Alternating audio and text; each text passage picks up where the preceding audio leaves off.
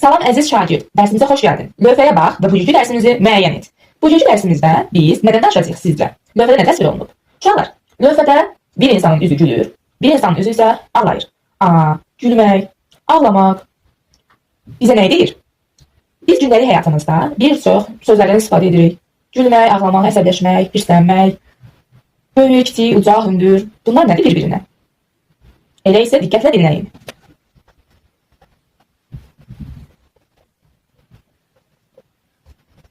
Baxın diqqətlə lövhəyə. Mənaca bir-birinə yaxın olan sözlərə yaxın mənalı sözlər deyilir. Mənaca bir-birinə yaxın olan sözlərə yaxın mənalı sözlər deyilir. Yaxın mənalı sözlər deyilir. Böyük. Böyüyün uşaqlar yaxın mənalısı hansılardır? Mənaca yaxın olanın hansıdır? Böyük. Burada yazmışam. Nəhəng. Yekə. Yazaq. Nəhəng. Yekə. Aha. Gözəlin yaxın mənası hansıdır? Gözəl. Burada yazmışam. Qəşəng. Göyçək. Aha. Bəs yaxşı uşaqlar, əks mənalı sözlər nəyə deyilir? Uşaqlar, mənaca bir-birinin əksi olan sözlərə əks mənalı sözlər deyilir.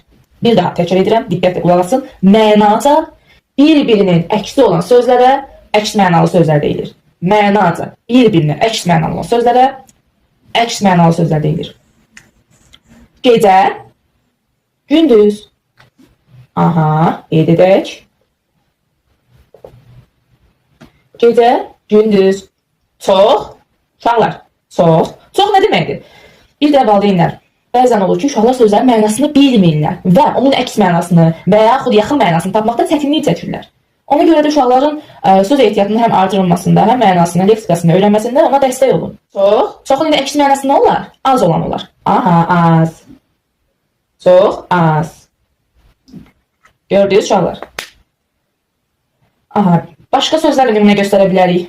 Böyüyün uşaqlar, əks mənası nə olar? Biz buraya yaxın mənasını yazmışıq. Böyük, nəhəng, yekə. Əks mənası nə olar? Əks mənalısı nə olar uşaqlar? Böyük sözünün. Böyük, kiçik. Gözəlin əks mənalısı nə olar? Gözəl, çirkin. Ay, afərin uşaqlar sizə.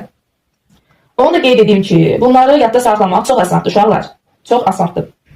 Sözlərin yetər ki, siz mənasını bilin. Məsələn, zərif nə deməkdir? Yəni incə, zərif. O çox zərif qızdır. Yəni o çox incə qızdır. Baxın burada, zərif və incə bir-birinin nəyi oldu? Yaxın oldu. Bir-birinə yaxın mənalı söz oldu. Aha, məsələn, yazaq bura.